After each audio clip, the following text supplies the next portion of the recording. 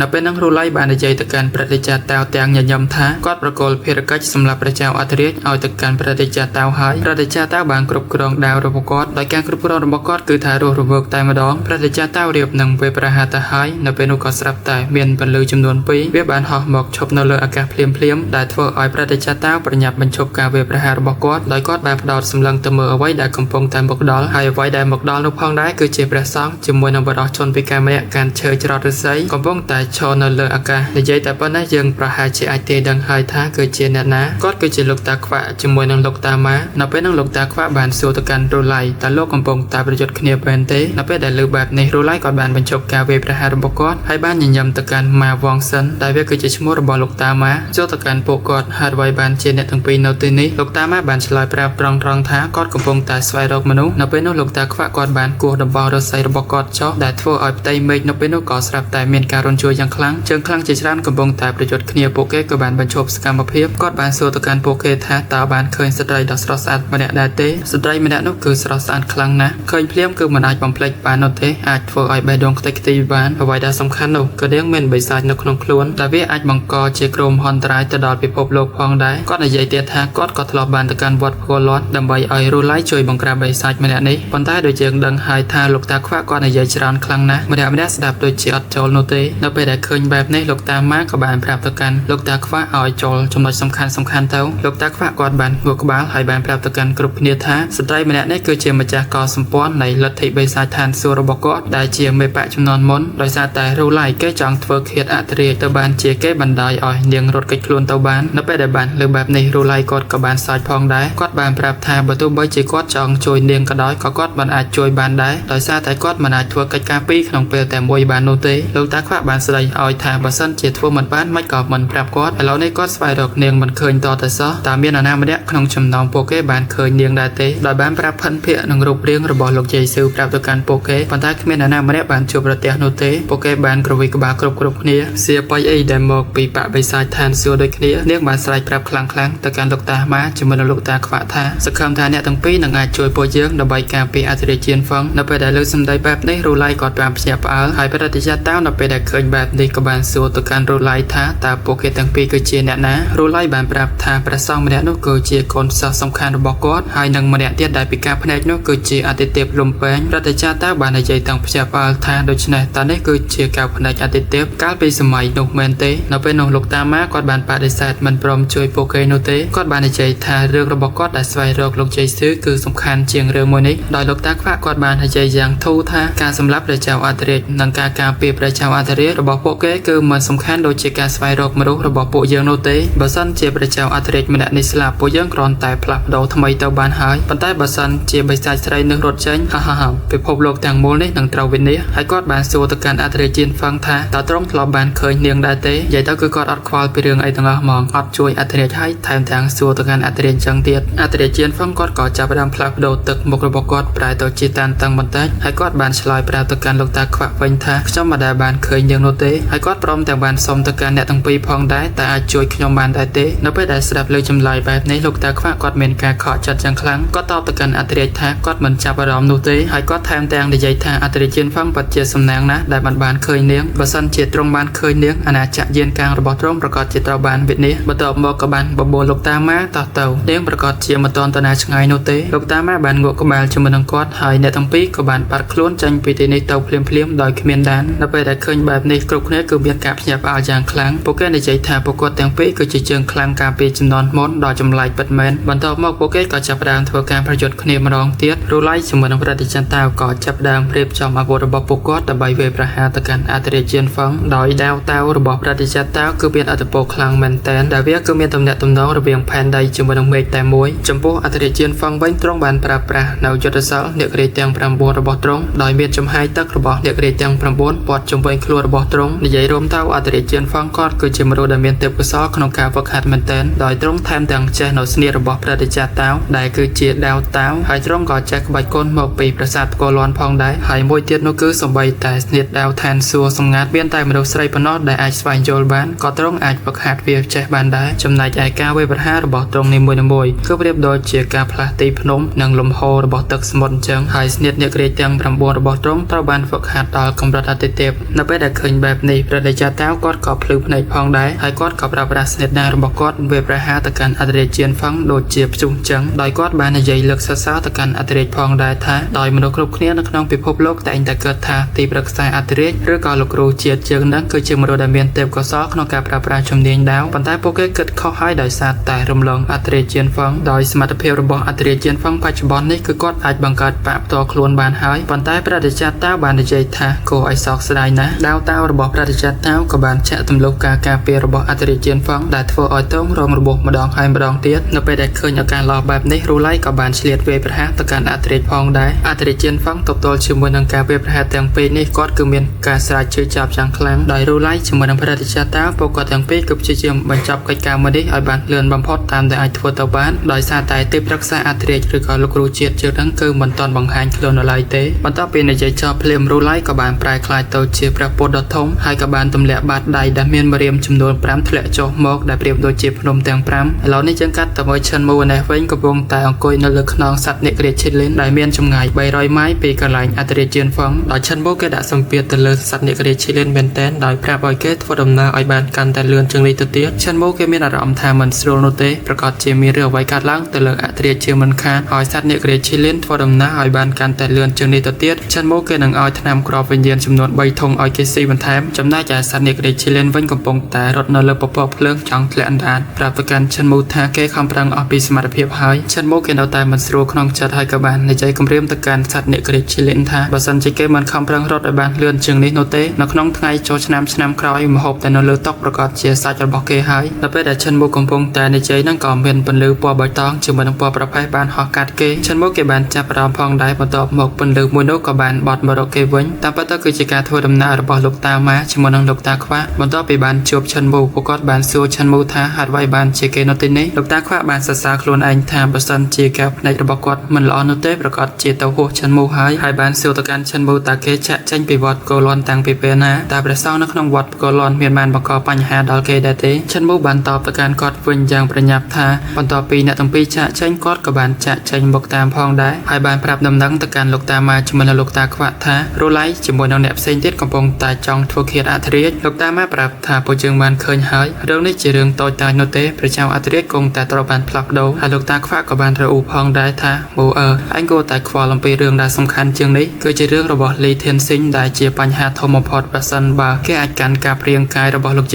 ซื้อนึกว่าเจียปัญหาดอทมปัดประกอบคือขมิ้นหน้าอาจเป็นชบเนียงบานโนเตชันโมปราบตะการโปกอดท้าขจบานจบเจียมือดังลูกใจซื้อหายโดยฉะนั้นเนี่ยต้องไปมันจะมาบารอมไปก่อนโนเตลูกใจซื้อก่อนมาตอนจังตลอดตะการดำบอลตาซีบนโนเตโดยซาตะกอดคลัดบังกอปัญหาตะดอลเนี่ยพุ่มบรรทบหมกชันโมกับบานซิลตะการลูกตาแต่อาจช่วยประชาวัตเรียบานได้เตลูกตามาบานสำลังตะการลูกตาขวาหายเนี่ยต้องปีกับบานหัวกบาลดักขณีโดยบานปราบตะการชันโมท้าไปบ้านน่ะเมื่อตาประชาวัตเรียประหารเชียร์แรงเมียนชีวิตหายโดยซาตารูไลจมูกดังประเทศเจ้าเต้านับไปได้จับได้ขณีประโยชน์ประชาวัตเรียนังเขมีสังคมโนเตเราหายชันโมยังกับบานเคยปะละเทใบสายทานโซรบไอโนเตนุพองได้หายยังกัดท่าโปเกนังสลับอย่างเวทเนียชันโมเกิดการตายมันสงบชัดเทียไทยปราบตะการเนี่ยต้องปีท้าประชาวัตเรียมันตอนไอสลับบานโนเตไอก้อนมันจำใบควอลปีสมาชิกปาระบอกโนเตโปเกอาจเกิดคลวนต่อบานกรบเปวิเลียหายบานสู้ตะการโปกอดเตียท่าตาบานเคยตีปรักษาอัตเรกโนเตนุดาเตลูกตามาบานชลอยปรับท่าตีปรักษาอัตเรกกอดมันบานเคยโนเตนุเต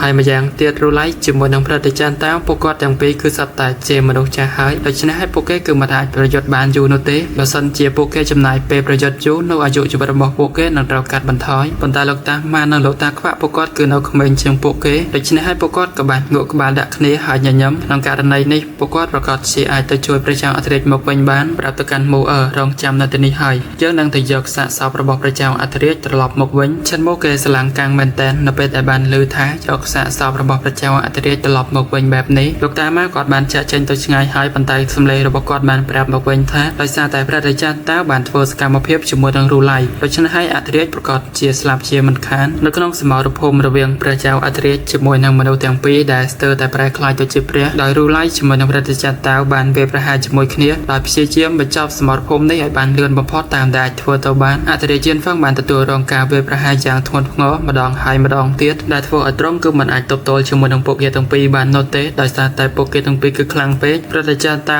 จมูกนางรูไลเรียบนางประดับจิบระบอัตเรกต่อหายเราไปนกเกาะสลับแต่เมียนบองเชอร์ไซมวยบานมก ពេលប្រហាររដ្ឋាភិបាលតាប្រញាប់ដកដាវរបស់គាត់ដើម្បីការពារហើយរូឡៃមានអារម្មណ៍ថាចេតនាសម្លាប់នៅពីក្រោយខ្នងរបស់គាត់នៅពេលដែលពួកគាត់ងាកទៅមើលនោះគឺជាលោកតាខ្វាក់ដែលលោកតាខ្វាក់បានសរសើរថាពួកគាត់ពិតជាមានការវឹកហាត់ខ្ពស់ប៉ុន្តែទៀបជាងលោកតាមេភូមិបន្តិចនៅពេលដែលគាត់និយាយចប់គាត់ក៏បានចាក់ចេញទៅភ្លាមៗហើយរូឡៃជាមួយនឹងប្រតិយាតាក៏ប្រញាប់បែរមកវិញប៉ុន្តែគាត់មិនបានឃើញអធិរាជហ្វឹងនោះទេប៉ុន្តែយ៉ាងណាពួកគាត់ក៏មិនចាំបាច់ដេញតាមអធិរាជមកវិញនោះដែរដោយសារតែកំណត់ទ្រព្យឋានសួគ៌នៅក្នុងខ្លួនរបស់អធិរាជគឺត្រូវបានបំផ្លាញហើយឈាមនិងធម្មពលរបស់ទ្រង់ក៏ត្រូវបានហូរអស់ផងដែររូឡៃគាត់បានដកដង្ហើមធំថាល្អទោះបីជាគាត់ត្រូវបានជួយសង្គ្រោះក៏ដោយក៏គាត់នៅខ្លាចទៅជាមនុស្សធម្មតាអត់ប្រយោជន៍ម្នាក់ជាកាត់ទៅដល់កន្លែងឈិនមូវិញរំពេចនោះក៏មានសាកសពមួយត្រូវបានគេបោះមករកឈិនមូដែលឈិនមូកំពុងតែជិះនៅលើខ្នងសត្វនេក្រេឈីលីនលោកតារបស់ឈិនមូបានប្រាប់ថាមូសាកសពដែលឯងចង់បានគឺនៅទីនេះហើយប៉ុន្តែជាក់ស្ដែងនៅពេលដែលគាត់ទៅយកអធិរាជហ្វឹងត្រឡប់មកវិញអធិរាជហ្វឹងគាត់មិនទាន់បាត់បង់ជីវិតនោះទេគាត់គ្រាន់តែត្រូវរបួសធ្ងន់ធ្ងរប៉ុណ្ណោះដែលគឺថាមិនមែនធ្ងន់ធ្ងរធម្មតានោះទេគឺថាត្រង់សំបីតែកំណត់ទ្រព្យឋានសួគ៌នៅក្នុងខ្លួនក៏ត្រូវបែកបាក់ផងដែរដែលកំណត់ទ្រព្យឋានសួគ៌នោះវាប្រៀបដូចជាស្នូលធម្មពលរបស់យើងអញ្ចឹង